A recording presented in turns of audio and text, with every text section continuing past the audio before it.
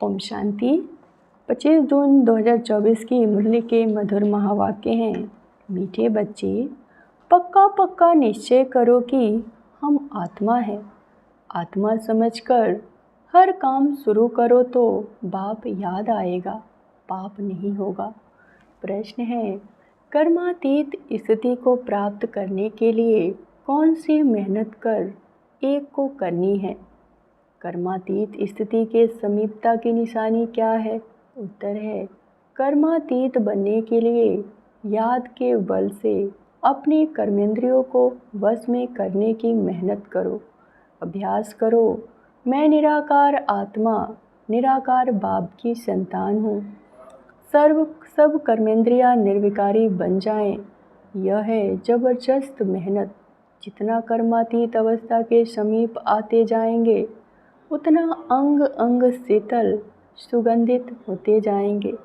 उनसे विकारी बांस निकल जाएगी। अतीन्द्रिय सुख का अनुभव होता रहेगा। ओम शांति। शिव भगवानुवाद, यह तो बच्चों को नहीं बताना है कि किसके प्रति। बच्चे जानते हैं शिव बाबा ज्ञान का सागर है, मनुष्य सृष्टि का बीज रूप है, तो ज़रूर आत्माओं से बात करते हैं। बच्चे जानते हैं शिव बाबा पढ़ा रहे हैं। बाबा अक्षर से समझते हैं, परम आत्मा को ही बाबा कहते हैं। सब मनुष्य मात्र उस परम आत्मा को ही फादर कहते हैं। बाबा परम धाम में रहते हैं।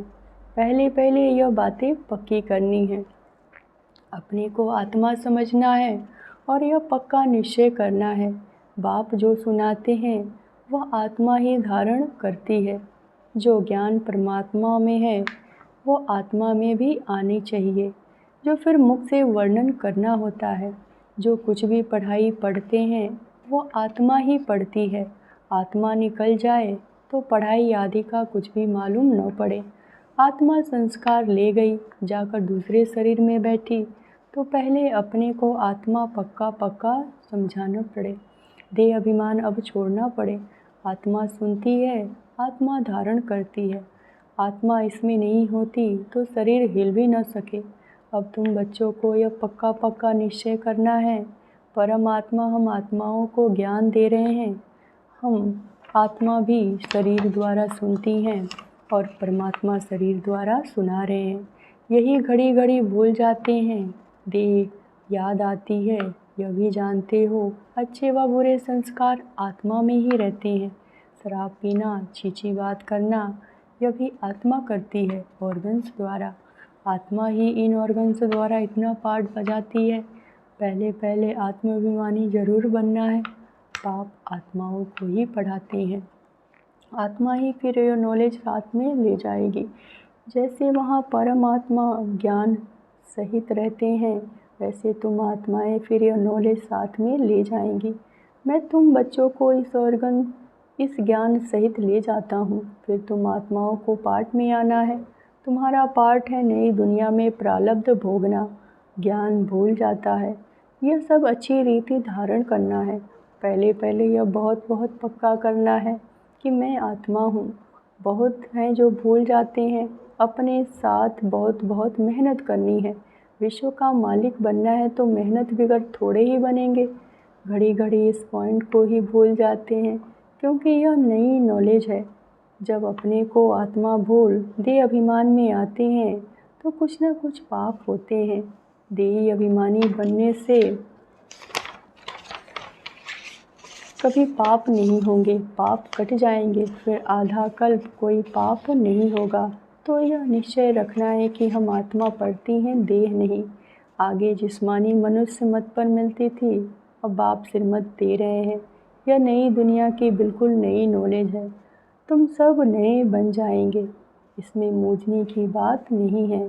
अनेक बार तुम पुराने से नए, नए से पुराने बनते आए हो। इसीलिए अच्छी रीति पुरुषार्थ करना। हम आत्मा कर्मेंद्रियों द्वारा यह काम करते हैं। ऑफिस आदि में भी अपने को आत्मा समझकर कर्मेंद्रियों से काम करते रहेंगे तो सिखलाने वाला बाप जरूर याद पड़ेगा। आत्मा ही बाप को याद करती है। वह आगे भी कहते हैं, हम भगवान को याद करता हूँ, परंतु अपने को साकार समझ निराकार को याद करते थे। अपने को निराकार समझ निराकार को याद कभी नहीं करते थे। अभी तुमको अपने को निराकार आत्मा समझ निराकार बाप को याद करना है। यह बड़ी विचार सागर मंथन की करने की बातें हैं। भल कोई लिखते हैं हम 2 घंटा याद में रहते हैं, कोई कहते हैं हम सदैव शिव बाबा को याद करते हैं, परंतु सदैव कोई याद कर न सके। अगर याद करता तो पहले ही कर्मातीत अवस्था हो जाए। कर्मातीत अवस्था बड़ी ज़बरदस्त मेहनत से होती है। इसमें सब विकारी कर्मेंद्रियाँ वश हो जाती हैं। सतयुग में सब कर्मेंद्रियाँ निर्विकारी बन जाती हैं। अंग अंग सुगंधित हो जाता है। अभी बासी छीछी अंग है। सतयुग की तो बहुत प्यारी महिमा है। उसको कहा जाता है हेवन, नई दुनिया, वैकुंठ। वहाँ के फीचर्स, ताज आदि यहाँ पर कोई बना न सके। भल तुम देख कर भी आते हो, परंतु यहाँ वहाँ बना न सके। वहाँ तो नेचुरल शोभा रहती है। तो अब तुम बच्चों को याद से ही पावन बनना है। याद की यात्रा बहुत बहुत करनी है। इसमें बड़ी मेहनत है। याद करते करते कर्मातीत अवस्था को पा लेंगे तो सब कर्मेंद्रियाँ शीतल हो जाएं, अंग अंग बहुत सुगंधित हो जाए, बदबू नहीं रहेगी। अभी तो सभी कर्मेंद्रियों से बदबू है।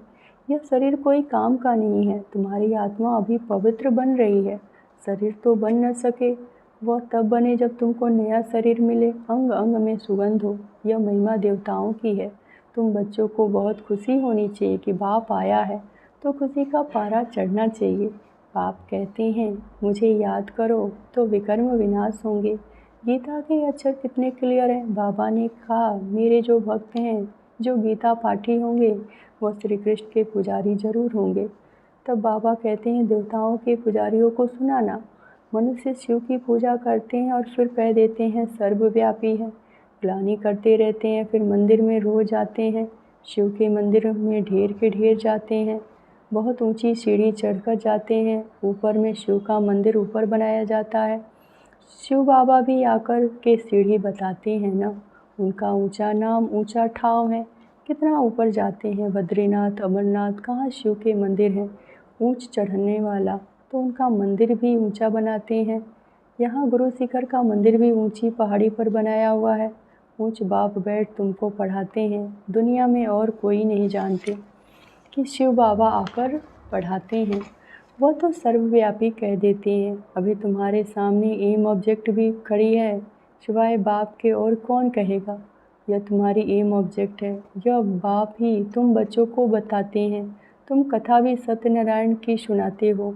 वह तो जो पास्ट हो जाता है उनकी कथाएं बताते हैं कि आगे क्या क्या हुआ, जिसको कहानी कहा जाता है। यह ऊंचे से ऊंचा बाप बड़े से बड़ी कहानी सुनाते हैं। यह कहानी तुमको बहुत ऊंचा बनाने वाली है।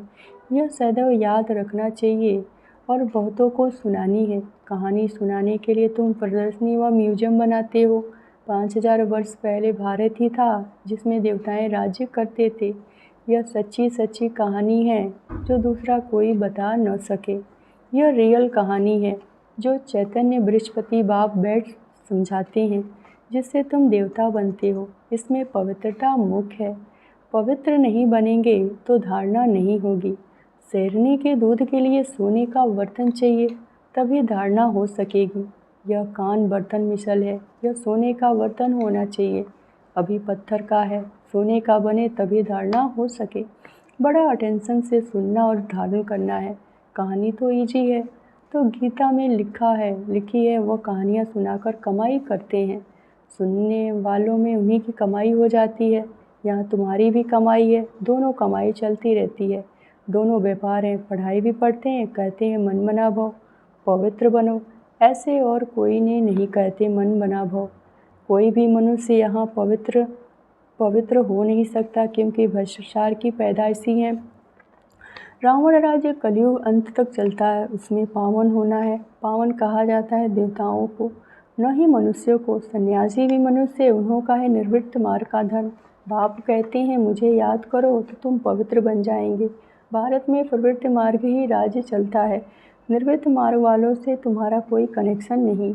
यहाँ तो स्त्री पुरुष दोनों को पवित्र बनना है।